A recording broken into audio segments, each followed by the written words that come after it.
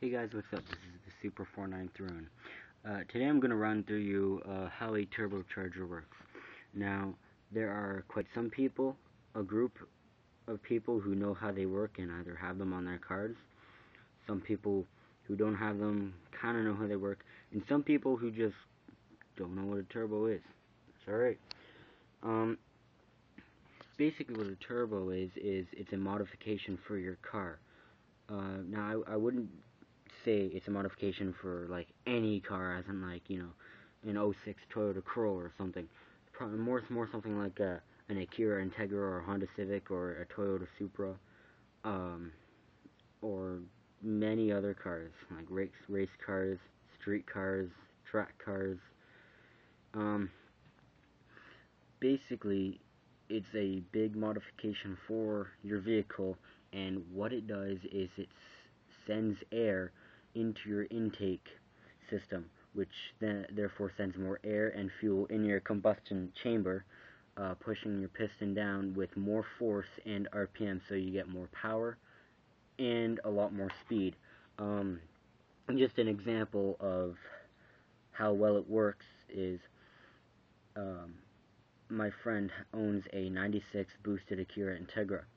And boosted, when someone says boosted, it means they have a turbocharger on it, because it creates boost, and it sends boost to the intake system. And by boost, I don't mean nitrous oxide, where you push a button, and nitrous oxide is a whole different thing. It's extremely combustible.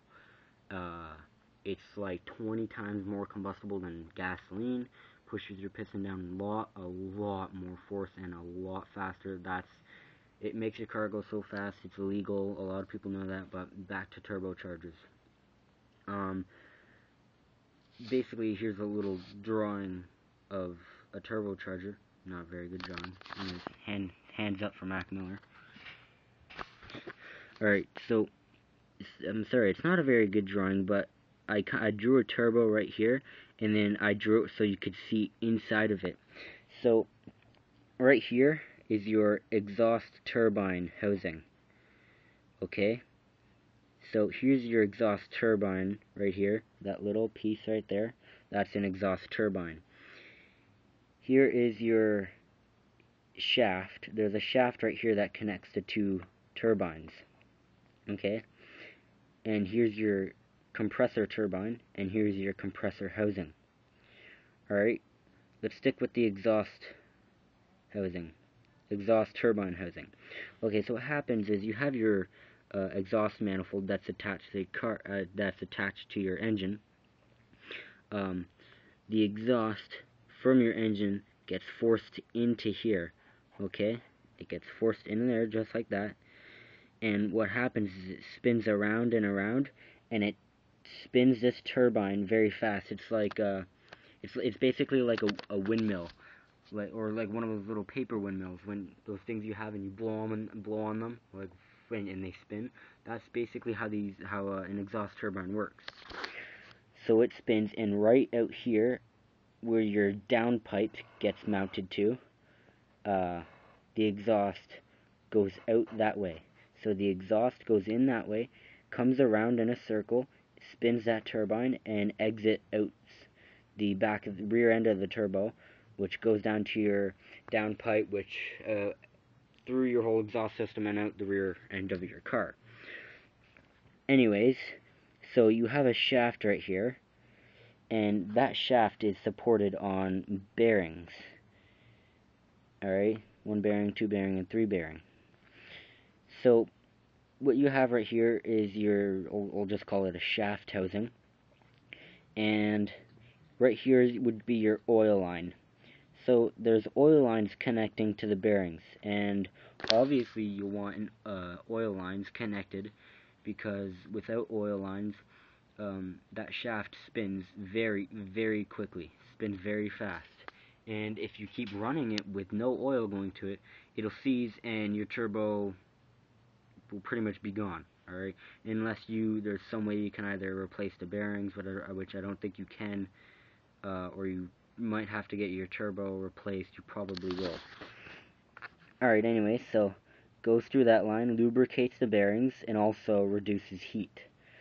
And then exit out that way, and then goes through, I think it goes through your whole oil pan and stuff like that. I'm not exactly too sure on that part.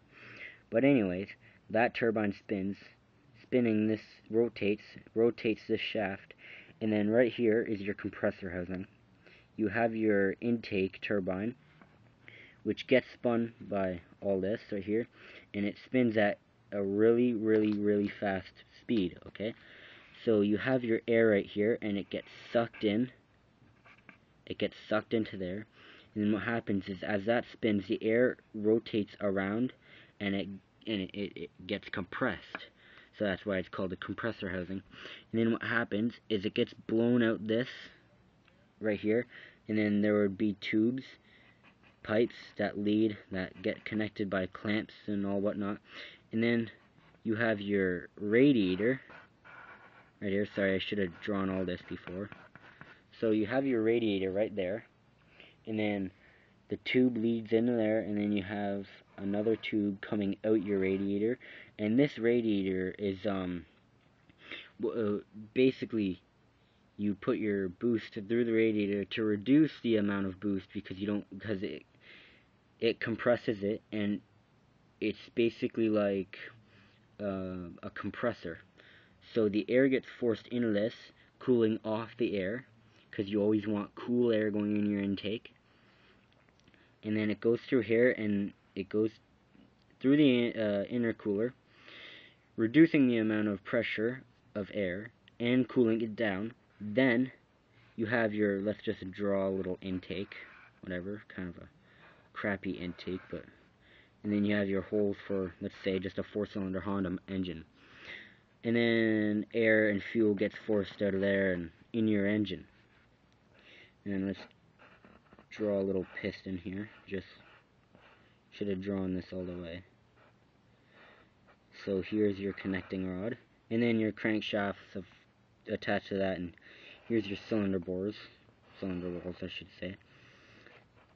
And then you have your valves, 2 intake valves and 2 exhaust valves. And then you have your spark plug right in the middle. So here's your intake valves, and your intake valves are connected to these, which are connected to tubes, pipes, whatever. So as these valves open, air would usually, this piston would go down. It sucks air and fuel mixture into the combustion chamber, which is this right here, just above the piston. And basically, it's like a syringe. When you pull on a syringe, it sucks either water or air or whatever you're putting into it. And then that valve closes. All those valves are closed, so there's no air can escape. And then that piston goes to BDC, bottom dead center, when the piston can't go down any farther. Then it comes back up and compresses all that air and fuel mixture. And then it compresses it, and then there's a spark plug right there that ignites the fuel, pushing the piston down with tremendous force. So once it gets to BDC, the piston starts rising back up. Those exhaust valves open up, and as that piston is coming back up, it's forcing all that exhaust out. It's kind of like pushing a syringe and forcing it all out now. And then it repeats and repeats and repeats. So that's basically how a turbocharger works. I believe there are some that gets, instead of the exhaust turbine being turned by exhaust gases, I believe there are some that have a belt right here and a pulley attached to all that right here, and it's attached to the crankshaft and it spins around. But that's also how a supercharger works. That's going to be for another video. So I'm just going to go over this again, because I know some people can get lost by this. So exhaust gases go into here very fast, spin this exhaust turbine, then it gets forced out the downpipe, turning this shaft right here, which is supported by bearings that are oiled. Turning the intake turbine, air gets sucked in, and clean air. You would have an air filter. Not a very good drawing of an air filter, but that would be an air filter. It gets sucked in, spun around, compressed, and then shot out there in your intercooler, and then out, and then in through your intake. So that's basically how a turbo works. It's not the greatest way to explain it, but that's pretty much how I can explain it. So I hope that helped you guys. I hope that helped you on how a turbo works, and there will be more videos on how that works coming soon, hopefully soon. And basically that's it. Bye.